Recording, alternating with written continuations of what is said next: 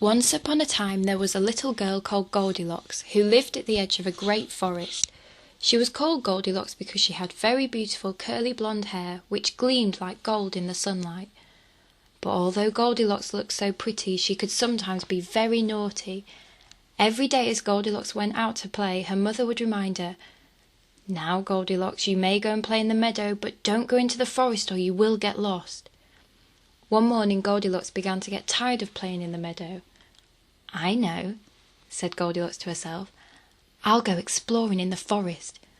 She looked back at the house to make sure that her mother wasn't watching, then ran off across the meadow and into the forest. Goldilocks wandered deeper and deeper into the forest until she became completely lost. She felt very frightened and was about to cry when she saw a strange little cottage amongst the trees. Goldilocks tapped on the door, but there was no answer. Then she peeped in through an open window. There was no one at home, so Goldilocks climbed inside for a look around. Inside the cottage a fire was burning brightly, and a table was laid for breakfast with 3 bowls of steaming porridge. It smelled delicious, and Goldilocks realised how hungry she was. "I'll just try a little bit to see how it tastes," she said. First she tried the biggest bowl. "Ouch, it's too hot," she said. Then she tried the middle bowl. "Yuck, it's too sweet," she said. Then she tried the little bowl, and the porridge was just right, so she ate it all up. Near the fire were 3 chairs. Goldilocks was tired, so she decided to sit down. First she tried the biggest chair, but it was too high. Then she tried the middle chair, but that was too high as well. At last she tried the smallest chair, but it was too small and broke into pieces. In the corner of the room was a staircase, so Goldilocks decided to climb to the top. She found a bedroom with 3 beds, and of course one was very big, one was middle-sized, and one was small. She tried the biggest bed first. "Ouch, it's too hard," she said. Then she tried the middle-sized bed, but that was too soft. Then she tried the smallest bed, and that was just right. It was so comfy that Goldilocks fell fast asleep.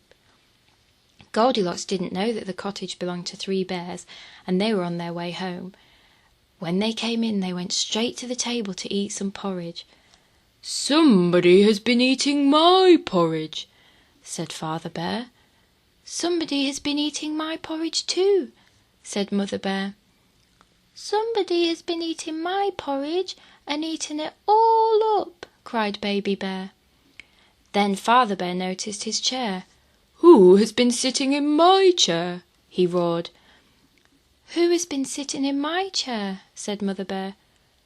"Who has been sitting in my chair and broken it to pieces?" cried Baby Bear. The 3 bears went upstairs. "Somebody has been lying on my bed," said Father Bear. "Somebody has been lying on my bed," said Mother Bear. "Somebody has been lying on my bed," cried Baby Bear, "and she's still there, fast asleep." Goldilocks woke up with a jump. She jumped out of bed, ran down the stairs and out through the door of the cottage. She ran and ran, not stopping for breath until she reached her own house, with her mother waiting at the doorstep. And she never went exploring in the forest again. The end.